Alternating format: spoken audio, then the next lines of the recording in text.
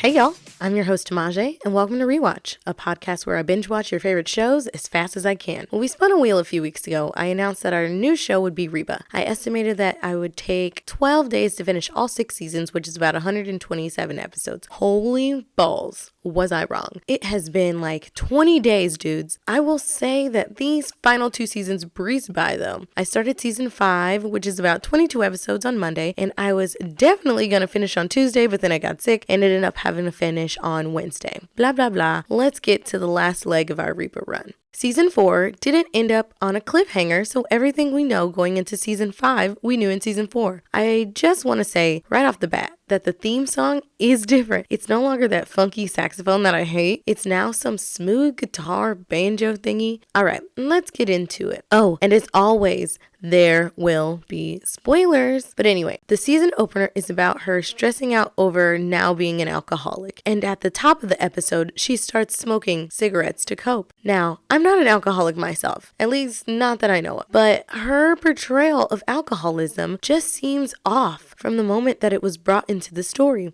Low-key, it was such an unnatural addition. It was just kind of introduced without any explanation of her downfall. Like, yes, we see an empty bottle of schnapps hidden in her closet, but based on all the info given by Cheyenne at this point, she hasn't shown any signs of alcoholism. Sorry, that's more of a season 4 idea, but it spills over, so it counts. But anyway, in episode 1, Reba and Van are having a party for their real estate people, so Cheyenne, to keep from drinking, takes a pill called Booze Away. Essentially, if she drinks after taking the pill, she'll become violently ill. She doesn't want to tell Reba about the pills, so she tells Van to help her hide it from her. But Reba finds the pills, and Van is forced to tell her that they're vitamins. As soon as she hears this, she takes one. Van tells Cheyenne, so the whole night he has to keep drinks away from Reba. Van's solution is to grab everything she has and chug it immediately. Every time he sees her with a cocktail or a glass of wine, he snatches it away and downs it. Obviously, after chugging like 6 drinks, he's getting a nice buzz going. Reba gets tired of his deflection and ends up making a toast with a drink, and let's just say the party got canceled expeditiously after this. I know that it's TV, but that was the fastest acting pill I've ever seen. At the end, Cheyenne confesses to Reba that she has the pills to deter her from drinking. Apparently, Cheyenne has stopped going to AA and is doing this instead. She feels that she's not like the other people there and that they have actual real problems. The real reason she left is because they stopped letting her talk about herself too much and they got a big old bell to keep her from doing it. I just want to say, season 5 is so awesome. Each character is going through some real stuff. You have Cheyenne dealing with her alcoholism and finding her new passions. Reba is trying to date again and dealing with her high blood pressure diagnosis. Van's getting good at being a realtor. Brock has some money problems. Barbara Jean is struggling with her weight. And to be honest, I can't say much about Jake. And Kira was written out of the show for this season. And, well, we'll get into why later. So my favorite episode of season 5 was episode 5 entitled No Good Deed. In this episode, Reba is fostering a dog who's been displaced because of Hurricane Katrina through a program that Barbara Jean is running. Barbara Jean manages to find the dog's owners, who are a little boy and his grandmother Ruby. Now, for this show, I wouldn't normally note the race of this family, but for right now, let's just say their blackness is very relevant to the episode. While they're picking up the dog, they mention how they're gonna put the dog in a kennel because the shelter they're staying in doesn't allow pets. Reba offers her home to them and they graciously accept her offer. Reba ends up going out for a bit, and when she comes back, her house is filled. Apparently, the whole family ended up finding each other after their displacement, and Ruby had everyone over for a meal. The family has taken in Barbara Jean, but honestly, it's the opposite. Barbara Jean is hanging out with them and low-key being weird. Some of the girls end up giving her cornrows, which she wears with her gold chains, sweatsuit, and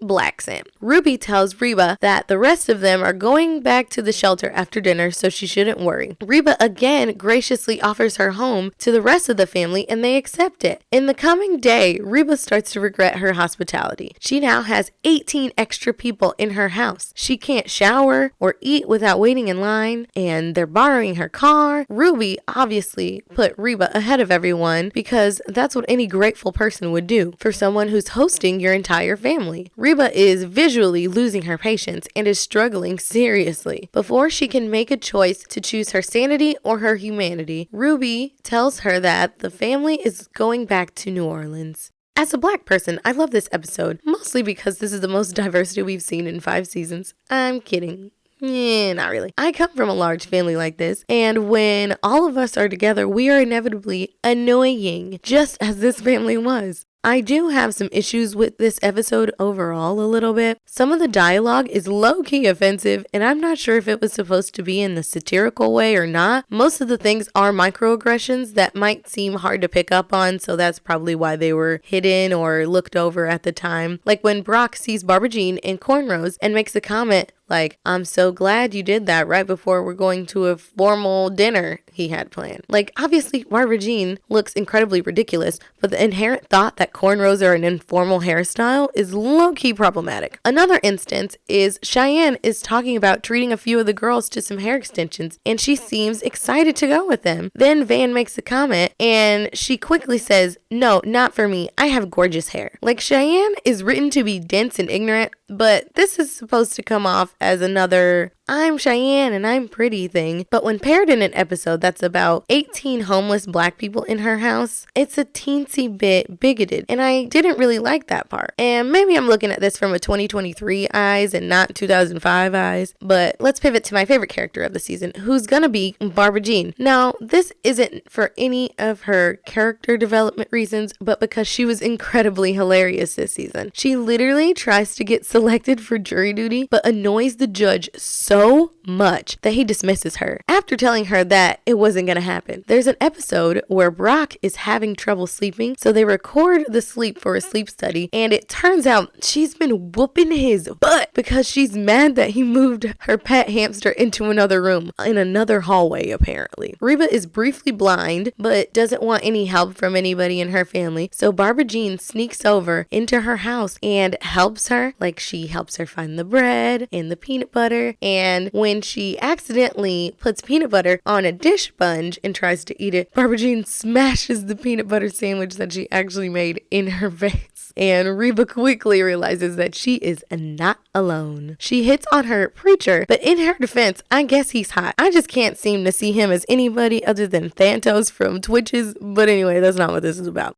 I also can't not mention her focus episode. In episode 7, Have Your Cake, Barbara Jean's weight is the topic of the episode. Brock goes to Barbara Jean, asking her to talk to Barbara Jean about her weight gain. Cheyenne thinks it's her place, since she's addicted to alcohol and Barbara Jean is addicted to food, that she should tell her. The 3 women go on a diet together, but essentially they're just starving themselves. There's a hilarious scene when the husbands come back and Barbara Jean kisses Brock and can taste his entire meal just from a little tonsil hockey. Low-key, this episode was bumming me out because Melissa Peterman was a bigger girl at the time, and these jokes would have killed my self-esteem. But she was pregnant, so I guess the writers felt like it was okay to write those types of jokes because of that. Before we get to my least favorite character, I want to mention that one of my favorite characters from the past season, Kira. Kira is only in a few episodes of season 5, and that's because in real life, Scarlett Palmer's was receiving treatment for anorexia. She returns healthy and happy in full force in season 6, though she was missed in season 5 dearly.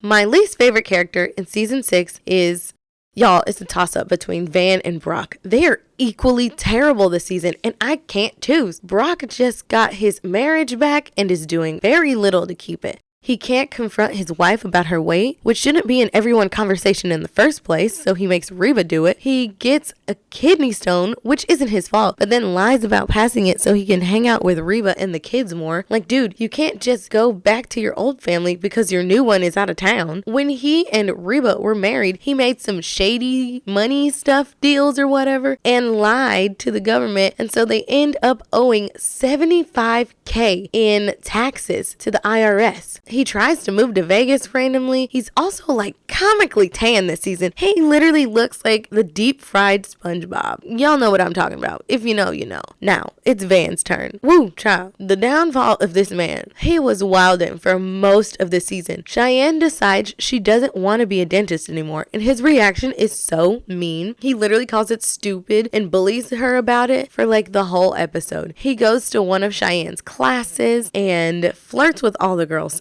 shamelessly and is lying about their relationship to them as he's talking. And then he decides he wants to pay Cheyenne her worth after they get into a fight about money. Like literally cut her a paycheck based on how much he thinks her value is around the house. He wants them to renew their vows, but instead of proposing like a normal person, he decides to text her, which is literally incoherent. She can barely read what it says. And then when that fails, he decides to tell her the story of how he's met this woman and has been having an affair, and gotcha. No, it's like not even funny. She gets so upset. Like I legit was just like, dude, what? That's not funny. That's not cute. Like I don't know what he was thinking. So at the ceremony, he disregards all of Cheyenne's wishes of having friends and loved ones there and something simple, but he invites his clients there because he sees it as a business opportunity, and he doesn't even like her sober friends. Also, this man has 50-11 haircuts this whole season. Like it is all over the place. So let me get to the most shocking episode of season 5. And that has got to be episode 6, Best Lil Haunted House in Texas. This episode starts with Reba trying to prank the kids, and no one is having it, mostly because they're lame. And Cheyenne tells Van that she's not going to be with him for Halloween, and that she's having Halloween with her sober friends this year. Jake doesn't want to hang out with Reba and wants to cause mayhem with his little friends. Barbara Jean doesn't celebrate Halloween because, you know, her religious personality. Cheyenne's sponsor, Frank, is this really hot guy, and Van is incredibly jealous of him. And he has the right to be. She's been lying about things and being secretive, basically convincing Van that she's cheating. When she gets ready to go out to her sober party, in her slutty maid costume, might I add, Van goes out to confront Frank and beats him to death. Reba is freaking out and is trying to figure out what to do and how to fix this, and it turns out it was a prank the whole time. Okay, time for season 6. This is the final season of the show. Despite being the highest rated sitcom on the newly formed CW, the network decided to cancel the series after 5 seasons. So the show wasn't even supposed to come back for season 6. But in June of 2006, the CW reversed their decision and gave the series a final season, but for only 13 episodes. They take a dig at this in episode 2 by saying, "You take loyalty and ethics out of business, what do you have?" And Reba goes, "A television network." So obviously they were maybe a little butthurt about that. Season 6 opens up with Van and Cheyenne talking about how her weight is out of control and she's been eating everything in the house and is just generally making a lot of fat jokes. In walks Fat Reba. She's holding 3 pizzas, and then in walks Barbara Jean, who is now thin. A few seconds later, Reba wakes up and she's still thin once again, and then in walks Barbara Jean. Still thin, but this time in real life. Brock is insecure about Barbara Jean's personal trainer because she's spending so much time with him. Kira walks in the front door and the audience gives her a thunderous applause. And when asked where she's been, she states that she went to go get something to eat. Which, I don't know, I might have mixed feelings about that little joke because Scarlett literally had an eating disorder and they're kind of joking about it, but if she was okay with the joke, then it's all right, and that's all that matters. Anyway, let me slide back into it. Reba goes to meet Barbara Jean and her trainer because Brock wants her to spy on them and check them out. They show her some of their very close and almost illegal stretches. Reba tells Brock what she saw, and now he thinks that she's changed since she's been thin. Eventually, he tells this to Barbara Jean, and she lets him know that she hasn't changed, but now that she's lost weight, he sees her differently. Reba confesses to Barbara Jean that she felt like she needed her to fail at something so she could feel superior over her, and she apologizes for that. Although this was a short season, we still get a lot out of it. Van gets a new job, Cheyenne gets pregnant again, Kira moves back into Reba's house, Jake secretly gets on a wheelchair basketball team, Brock and Barbara Jean break up and get back together. It's just packed full. My favorite episode of the season is episode 8 called As We Forgive Those. This episode guest stars Kelly Clarkson as Kelly, who is studying under Barbara Jean to be a weather girl just like she is now. Kelly meets Reba and they get along very well, but unfortunately Barbara Jean is jealous of their relationship. Van points out that Kelly and Barbara Jean are practically the same person except for the fact that Kelly did not steal her husband. Meanwhile, Cheyenne and Van find out that they're having a boy, and that when Cheyenne was a kid, she promised Brock that she'd name her son after him. Brock tries to hold her to this, but his name is just so awful that they just can't do it. His full name is literally Brock Enroll Hart. rock and roll heart. Like, what is that? The end of the episode, there's a little American Idol dupe going on where the judges are Brock, Cheyenne, and Van, and they pretend to be Paula, Simon, and Randy, and they judge Kelly's weather girling, and it's hilarious. They've got the accents and the mannerisms down, and it's a 10 out of 10 joke for sure. All right, my favorite character of the season was Van. He's working so hard trying to provide for his family because he knows a new baby is coming and that he has to buy a new house. He's incredibly loyal and turns down a job opportunity to stay loyal to Reba. He eventually takes the new job, but with her blessing, and he and Cheyenne buy that house. He realizes that he is too intense with coaching Jake's soccer team and that he's acting just like his dad would when he was a kid, and he wants to change that behavior. He does almost burn his new house down trying to fix the heater, but he does make sure everyone's okay first. My least favorite character of the season was Brock again. During this season, Brock goes back to his old insecure self. He's threatened by Barbara Jean's new body and truly can't hide it. He buys a motorcycle and is doing more midlife crisis stuff. Like, he gets a perm to look younger, and he is just threatened by her getting this weather girl job because now he's no longer superior to her. The worst thing he does is getting his vasectomy reversed so he could baby trap Barbara Jean without her knowledge to fix their marriage. He literally gets it reversed, fixes a nice dinner, and is just like, yeah, I was just gonna make it be a surprise for her. What kind of surprise is, surprise, I'm pregnant. I know you thought you couldn't get pregnant anymore. Like, what? Dude, relax. I gotta say, the most shocking episode of this season were the last two, and I'm doing them as two because it's my show and I make the rules. So, episode 12, Reba goes to pick up a drunk Brock from the bar, and they end up watching Barbara Jean have a full-on meltdown at the TV station on air. Brock ends up taking this as a sign that she wants him back and ends up going to the station, but he missed her. And when they finally meet up later, she tells him that she got a job offer in Arkansas and that she's going to take it. Van and Cheyenne finally move out, but Reba is coming over a little bit too much, just walking in, kind of like how Barbara Jean does in every episode. But in episode 13, they almost burn the house down and come crawling back to Reba thinking that they're not ready and don't feel ready enough to be on their own with their baby. By the way, Kira decides not to go to college, and Brock tells Barbara Jean that he'll follow her to Arkansas, but she turned down the job for a better offer at the station as an on-street journalist. The series ends with everyone happy, and they take their family picture just like the one in the first episode. This show is a hilarious and amazing watch. You can find it on Hulu, and make sure you savor every moment. And we're putting this in the worth the watch category for sure. But for now, it's time to move on to our next show. So let's spin a wheel. Our next show is going to be Scandal, the political drama that stars Kerry Washington, created by Shonda Rhimes. It aired on ABC from 2012 to 2018 for 124 episodes, about 43 minutes each, for 7 whole seasons. And I'm gonna watch them all. I'm estimating myself to have about 20 days for this one. Hopefully that's reasonable. It feels kind of comfortable, but we saw how this one went. Be sure to follow the pod's social media pages and feel free to recommend your favorite shows. Make sure you're following the pod on Instagram at RewatchPod and Twitter at RewatchPod_ for more content. And lastly, please rate the pod 5 stars. Anyways, back to binge watching. Try and catch me. See you next week.